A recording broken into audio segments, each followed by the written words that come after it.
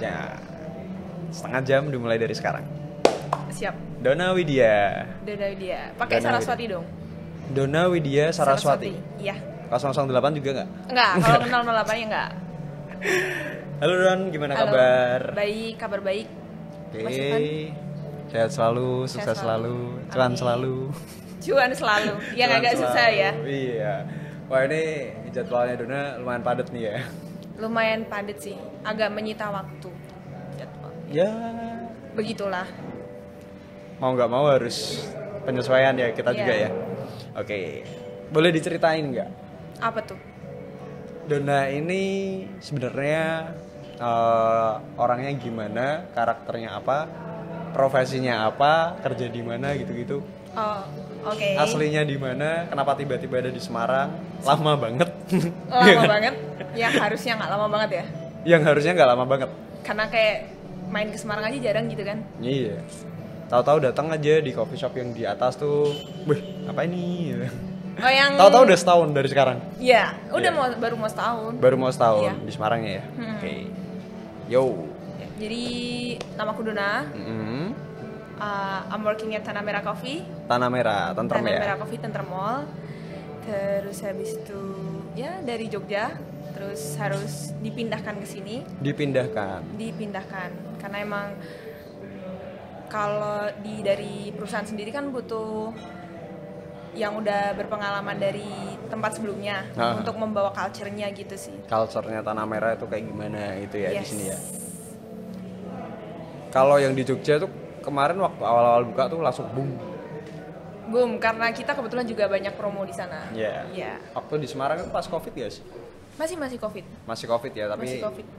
Emang kebetulan pas timeline-nya pas buka jadi slow-slow. Tapi sekarang kalau kesana rame terus juga. Lumayan sih, tapi belum serame waktu opening malah.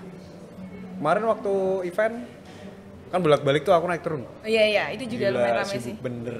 Asik. Jadi di Tanah Merah Dona kerjanya ngapain? Kerjanya, semuanya dikerjain. As baristanya atau outlet manager atau apa? Kalau sekarang ini karena kebetulan kita kan untuk staffnya juga nggak begitu banyak ya. Jadi kadang backup yang di bar juga, terus Oke. habis itu manajemen juga. Karena kenapa aku dipindah ke Semarang juga buat ini. Antara Semarang sama pusat itu biar ada penyampaian apapun. Pusat itu Jakarta. Yes. Oke. Berarti kamu sempat training di Jakarta juga ya? Kalau training di Jakarta nggak sih, karena kebetulan pas mau buka kan juga Covid, jadi Oke. belum sempat. Jadi orang Jakartanya yang datang ke Semarang. Barista juga, manajer outlet juga. Ya, Kalau ini hasil speak owner kayaknya nih. speak owner gimana? Yang tadinya daftarnya barista doang kan tadinya kan. Terus Iya. dipindah tugaskan sekalian gajinya sekian. Wih. Deng gitu ya. Ya kalau nggak ada value-nya nggak mungkin lama juga kan kalau di Semarang kan. Bisa sih, bisa banget bacanya. Udah Oke. berpengalaman kayak bacain orang. Iya, gimana ya? Gak mau. Nggak semua orang itu bisa, semua orang itu bisa baca. Tapi belum tentu bisa nge-leading. Tapi orang yang bisa nge-leading itu udah pasti bisa baca. Leading tuh kayak semacam ngarahin.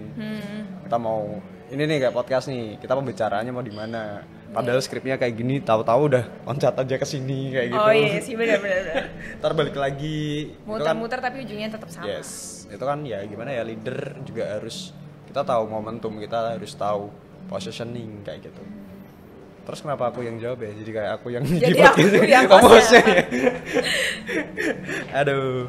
Oke, jadi Dona itu starting baristanya itu dari mana sih? Aku starting barista, banyak yang nggak percaya sih kalau aku mulai ngebar itu dari tahun 2015 Agustus. Lagani bukan? Bukan, Belum, itu sebelumnya? bar ketigaku ya. Wow. Aku kenalnya waktu di Lagani itu ya 2000 berapa tuh? 2016. 2016 ya. Enggak, aku sempat ke event Semarang, latte art, ketemu sama Mas Irfan, cuma belum yang kenal banget gitu sih. Bareng sama Tegar atau beda? Beda. Kan ada Tegar, ada Saki, Intan. Oh, beda. Beda ya? Beda. Itu kan aku ketemu sama siapa yang di ini? Aduh. Siapa? Kevin. Siapa? Kevin Dio. Kevin Dio. Ya.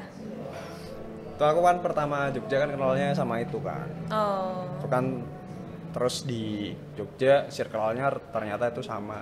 Sama sih. Nah, 2 outlet pertamanya di mana tuh? Dulu aku sempat di kedai kopi. Mungkin kalau Keiko. ya Anak lama. anak lama pasti tahu kalau Keiko. Terus habis itu Keiko mulai pindah karena kontraknya habis. Terus aku masuk ke Look. Terus habis itu ada, karena kan dulu anaknya latte art banget nih, jadi Lagani buka, aku pengen ya, gitu. Bareng sama Mingli. Iya, bareng sama Mas Mingli, cuma Mas Mingli masuk dulu. Iya. Mingli kan Keiko juga kan? Mingli Keiko juga, okay. Lagani juga gitu. Orang dalam sih. Orang dalamnya Mingli berarti nih?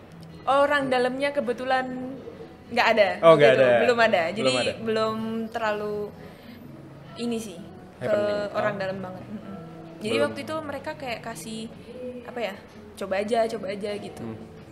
Apalagi cewek ya pasti dapat kesempatannya Lagani, bro. Dan itu susah sih. Kayak Lagani aja barista ceweknya cuma 1, Mbak Kiki waktu itu. Iya. Tapi barista cewek pada waktu itu Mbak Kiki bisa dibilang sebagai queen latte artnya kalau di Jogja ya. Barista cewek yang latte artnya bagus mana lagi. Sekarang Eki. Mbak Lucia Eki. Ya, itu pun juga kalau menurutku trainingnya juga sama Mbak Kiki, bener gak? Bener. Nah, tapi si Eki ini punya karakter dia sendiri sehingga dua-duanya itu ini jadi bukan persaingan tapi lebih ke apa ya, kayak kompetitif dan dua-duanya ya cewek latte art. Iya sih. Ada lagi nggak yang barista latte art cewek kalau yang circle-nya Dona gitu yang lebih jago dari 2 orang ini? Sampai sekarang belum ada sih. Belum ada ya? Yang bisa ngalahin mereka berdua belum ada. Kenapa, Don? Karena sekarang itu sih yang aku lihat, kayak sekarang kan pasarnya udah mulai beda nih, kayak orang-orang ada yang benar-benar menujunya ke specialty, ada yang mereka cuma pengen kerja gitu. Jadi emang buat ngeruncinginnya itu susah sih. Ngeruncingin di skillnya ya. Iya. Banyak kan sekarang kalau barista cewek, let's say good looking, cantik, alarm. Tahu nggak alarm apa? Apa? Seluruh kota merupakan tempat. Gitu. Gimana tadi lupa anjir. Sampai ngeruncingin skill. Kalau let's say sekarang kalau barista cewek itu banyak kan yang dicari good looking, terus dia yang content-able anaknya yang bisa foto gini. Itu beberapa tempat sah nggak sih kalau menurut Dona menggunakan girl power untuk menaikkan sebuah brand? Ada positifnya, ada negatifnya sendiri kalau aku lihat. Karena sebenarnya masih banyak orang yang mikir kayak sebenarnya ini tuh sebuah eksploitasi barista cewek gitu. Oke. Dan aku pun salut gitu, ada beberapa cowok yang masih kayak teman-temanku, karena kan dia di bar gitu, pasti teman cowok lebih banyak dibandingin teman cewek. Dan circleku pun kurang suka gitu ketika ada barista cewek yang ada untuk dieksploitasi doang. Kita sebutnya eksploitasi ya secara kasarannya. Eksploitasi. Kalau dibilang eksploitasi sebenarnya aku juga kurang setuju. Karena kan udah sekarang zamannya kesetaraan gender, feminisme. Iya. Yang cowok aja boleh jadi cewek kok sekarang. Banyak kan yang begini. Iya, benar sih. Ya itu barista juga banyak kalau menurutku. Jadi balik lagi sama si personalnya ini yang dia masuk. Dia merasa dieksploitasi apa enggak? Ayo lo. Kalau mungkin ini sempat jadi bahasan juga sih, kayak kayaknya mereka fine aja dengan itu gitu. Cuma kita yang kadang yang ngeliat kayak menyayangkan aja gitu. Ya itu kan berarti suatu awareness yang belum dia dapetin.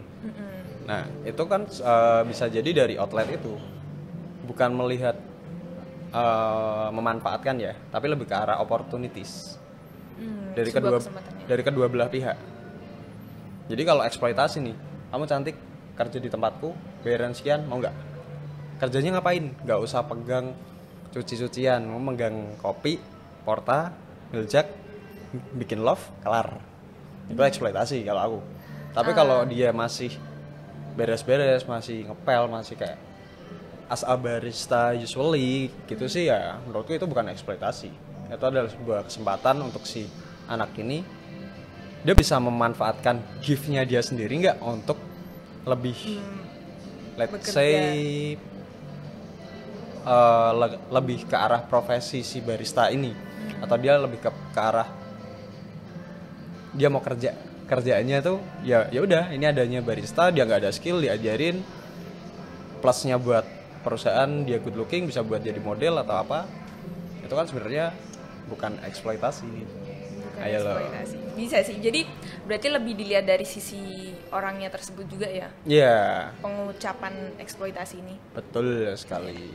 Soalnya ada juga nih di Semarang, ada barista yang memang Instagramnya banyak followernya, TikToknya banyak lagi. Tapi ya dia juga butuh monthly income untuk dia, dan kerjanya dia juga sama kok sama yang lainnya, nggak spesial. Itu malah menjadi suatu poin plus. Si anak ini udah followernya banyak, ininya banyak, kok masih mau jadi kerja di barista. Iya sih, salutnya kadang kalau ada cewek yang bisa seperti itu gitu ya. Dan aku pun sebagai cewek gitu, maksudnya karena udah di bar lumayan lama ya, jadi kayak lihat orang yang kerja dengan masih bagus gitu, tertib gitu ya, kita sebutnya aja tertib gitu, kayak seneng. Jadi ngelihat flow mereka di bar tuh lebih enak gitu. Kan kadang aku nih cerita dikit ya, intermezzo. Jangan curhat aja. Intermezzo. Jadi kayak kadang kalau main ke tempat kayak coffee shop gitu ya, itu maksudnya as a customer nih, aku nih kayak kurang suka sih ketika ada barista yang datang main HP gitu. Iya. Tuh, karena kan sebenarnya ketika kamu dipekerjakan, kamu bisa sebenarnya ngelakuin hal yang lain gitu, atau sekedar bersih-bersih atau apa kayak gitu. Tapi pay attention ke customer gitu.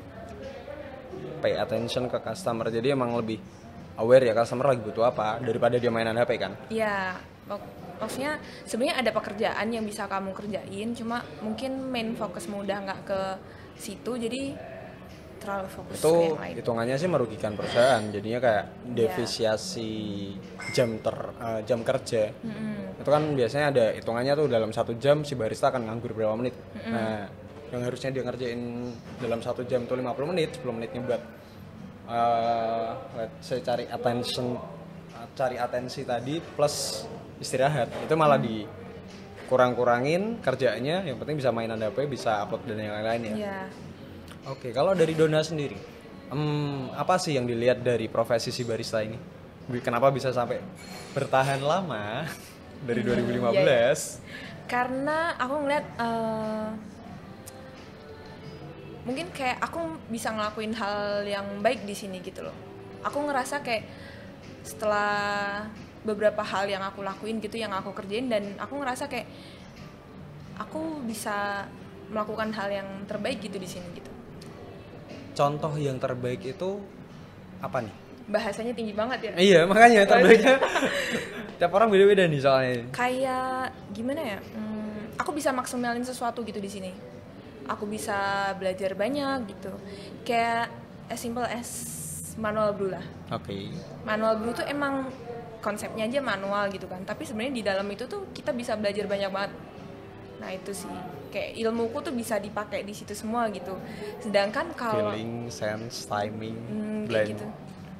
Aku bilang blend spot ya. Jadi semua kopi hitam semua, tapi kalau yang bikin beda rasanya beda tuh. Iya sih, kadang jadi suggestion juga nggak sih? Nah, kadang kita ngelihat siapa nih yang bikin kopi kita.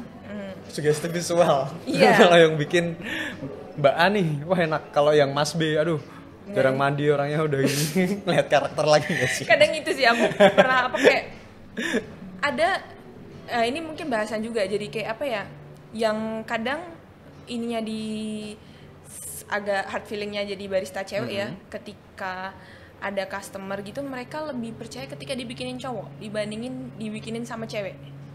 Karena mungkin dianggapnya kayak skillnya cowok ini lebih mumpuni daripada cewek gitu.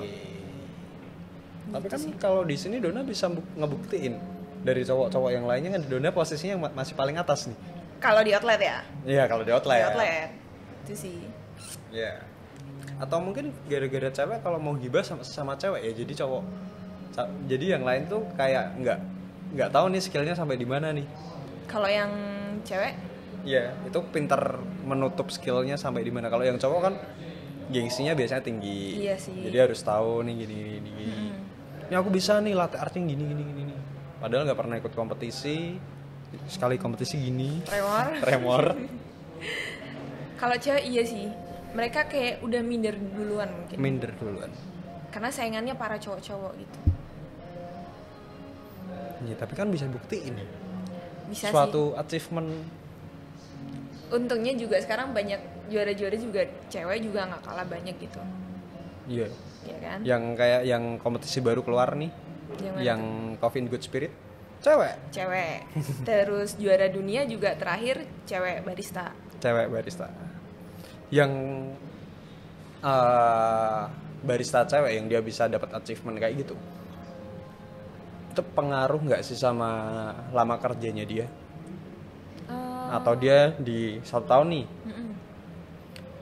dia udah diikutin sama si ownernya untuk kejuaraan something atau apa, karena dia satu good looking tadi kan bisa. Visual kan, iya, sugesti visual. Terus si barista cewek ini di bulan-bulan mau dekat kompetisi langsung dikebut itu sama barista cewek yang pengalaman kerjanya udah panjang.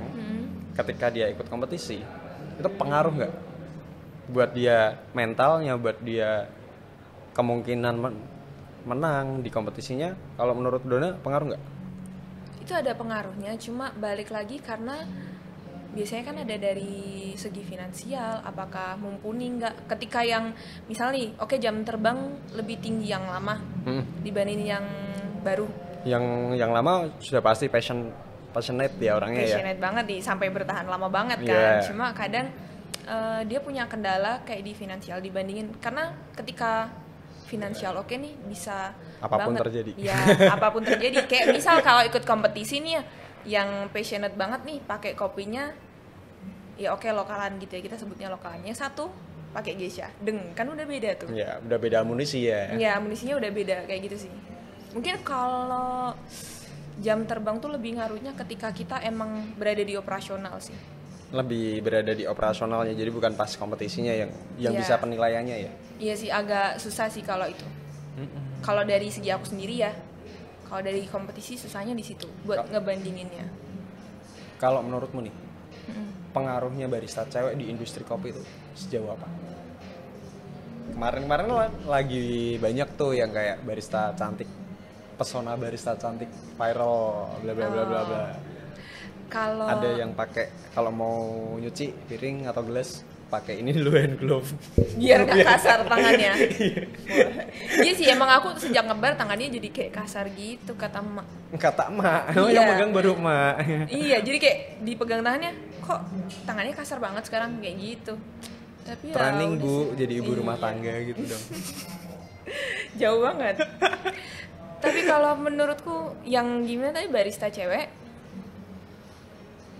pengaruhnya di industri kopi ya? Naikin di industri kopinya.